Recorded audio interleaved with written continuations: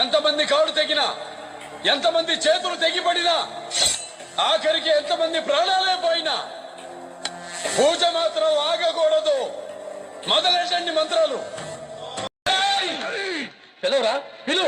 ఇంటిని బాధిని పిలు, చాలకపోతే ఊరు మొత్తాన్ని పిలు. నా తండ్రి నెత్తుడి మనకలు ఆరకముందే నా తండ్రి గుండెను కోస్తే నీ గొడ్డలితో నీ కొడుకు తల నరికి మా నాన్నకు రక్తదర్పణ పెట్టాను రా. ఈ సేవలో శత్రువును చంపిన వాణ్ణి మొరగాడంటారు, చీరగట్టిన వాళ్లను చంపిన వాణ్ణి ముండమోపెట్టారు.